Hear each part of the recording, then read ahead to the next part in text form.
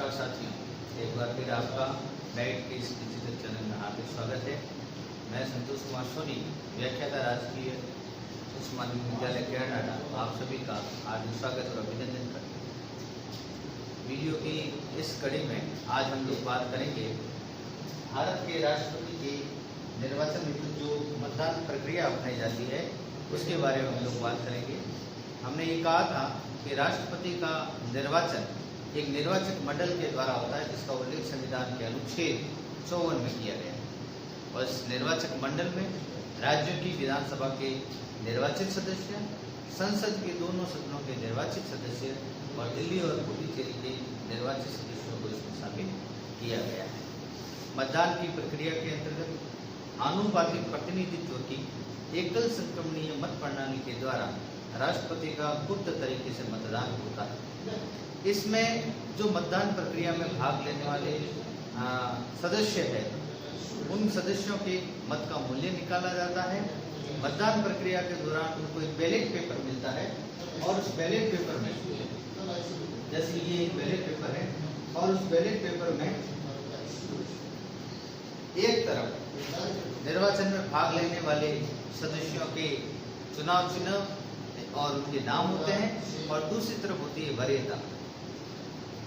मान लीजिए 3 या 4 उम्मीदवार जो है वो चुनाव में खड़े हुए हैं, तो मतदाता के रूप में जो विधानसभा के सदस्य या संसद के दोनों सदनों के जो सदस्य हैं, वो जब मतदान करते हैं तो ऐसी स्थिति में अपनी पसंद के उम्मीदवार को वो वरीयता देते हैं और सभी उम्मीदवारों को वरीयता दी जाती है और वरीयता के अनुसार ही मत देकर और मतदान किया जाता है।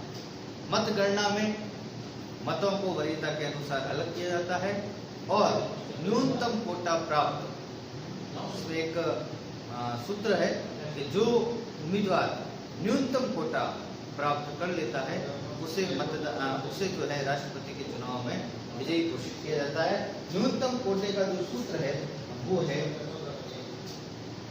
न्यूनतम कोटा, यानी चुनाव में खड़े हुए उम्मीदवार को कम से कम जो वोट प्राप्त करने हैं उसका एक सूत्र है, डाले गए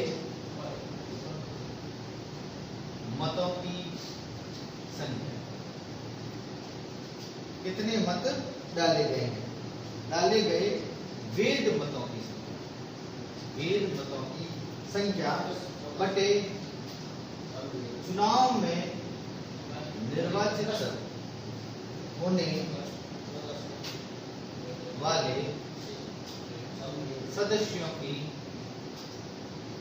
संख्या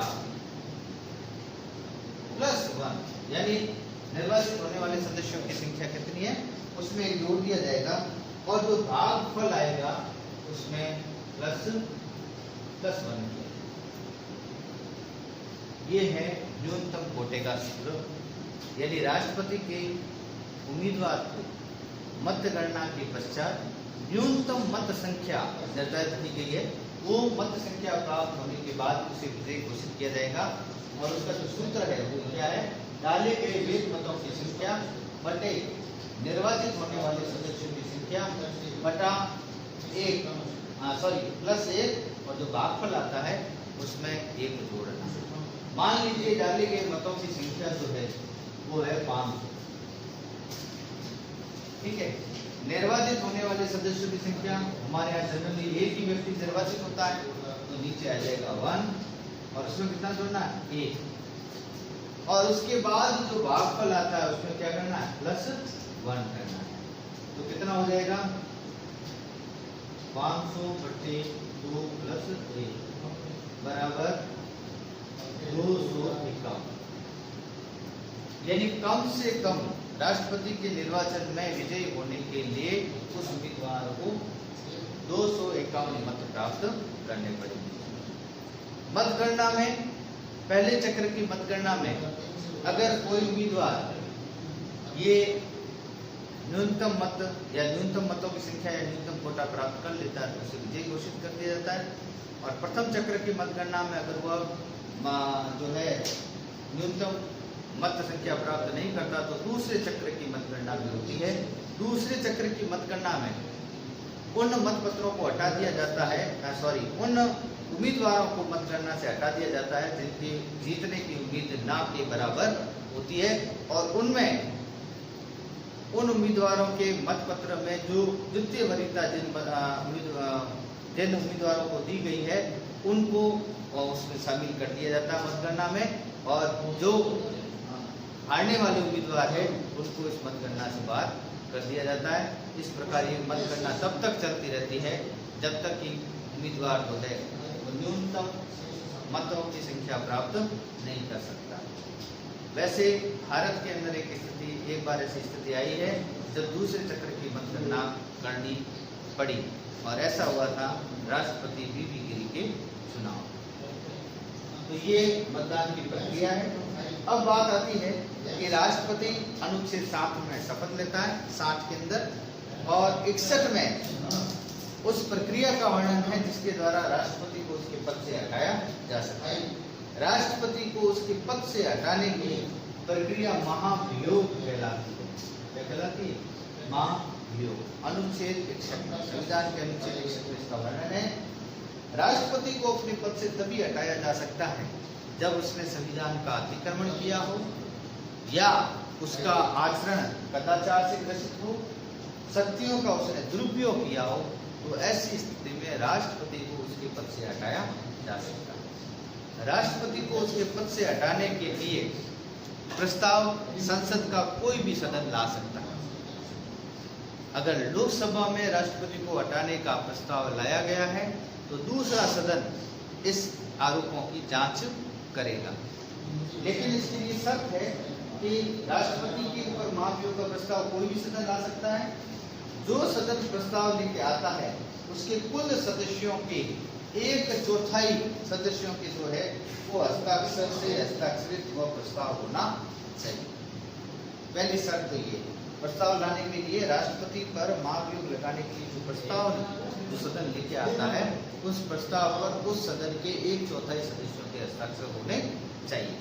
दूसरा, राष्ट्रपति पर जो महाभियोग लगाया जाता है इसकी सूचना राष्ट्रपति को 14 दिन पूर्व देनी होती है। कितने दिन पूर्व? 14 दिन पूर्व देनी होती है ऐसे प्रस्ताव। राष्ट्रपति या तो स्वयं अपने आरोपों की जांच के लिए उपस्थित हो सकता है, या अपने किसी भी व्यक्ति को या अपने किसी भी अधीनस्थ को इसके लिए जो है वो निर्देशित कर सकता है। अब 14 दिन बाद जिस सदन में ये प्रस्ताव लाया गया है उस पर इसके बाद विचार विमर्श होगा, और विचार विमर्श होने के बाद यदि वह सदन अपने कुल सदस्यों की 2/3 बहुमत से यह पारित कर दे कि राष्ट्रपति को उसके पद से हटाया जाना चाहिए, तो ऐसी स्थिति में इस पारित प्रस्ताव को दूसरे सदन में भेजा जाता है। दूसरा सदन इन आरोपों की जांच करता है। जांच करने के बाद अगर वो सदन भी अपने 2/3 बहुमत से ये प्रस्ताव पारित कर दे कि राष्ट्रपति को उसके पद से हटना चाहिए, तो ऐसी स्थिति में जिस दिन ये बहुमत पारित होता है उसी दिन से राष्ट्रपति अपने पद से पदच्युत माना जाता है। ये राष्ट्रपति को उसके पद से हटाने की प्रक्रिया है। ये बहुत ही इम्पोर्टेंट है। परीक्षा में पूछा जाता है कि राष्ट्रपति को उसके पद से किस प्रकार हटाया जा सकता है, तो हटाने की प्रक्रिया को महाभियोग कहते हैं, अंग्रेजी में कहते हैं इम्पीचमेंट। कौन से अनुच्छेद में है? अनुच्छेद 61 के अंदर राष्ट्रपति पर महाभियोग कौन लगा सकता है? संसद की दोनों सदनों में से कोई भी सदन लगा सकता है। एक सदन आरोप लगाता है तो दूसरा सदन उसकी जांच करता है, लेकिन शर्त यह है कि राष्ट्रपति पर महाभियोग लगाने का जो प्रस्ताव आएगा, लाने वाला सदन अगर प्रस्ताव लाता है तो उसके 1/4 सदस्यों का उस प्रस्ताव पर हस्ताक्षर होने चाहिए। राष्ट्रपति को इस प्रस्ताव की सूचना 14 दिन पहले दी जाएगी। फिर जिस सदन ने ये प्रस्ताव लाया है वो अपने कुल सदस्यों के 2/3 बहुमत से इस प्रस्ताव को पारित करेगा। पारित करने के बाद उसको दूसरे सदन में भेजा जाएगा। दूसरा सदन इन आरोपों की जांच करेगा। जांच करने के बाद दूसरा सदन भी यदि अपने सदस्यों के 2/3 बहुमत से इस प्रस्ताव को पारित कर लेता है तो उसी दिन से राष्ट्रपति अपने पद से पदच्युत माना। तो ये राष्ट्रपति को अपने पद से हटाने वाली प्रक्रिया के बारे में बात थी। आने वाले वीडियो में हम लोग बात करेंगे राष्ट्रपति के कार्यों की। तब तक के लिए धन्यवाद।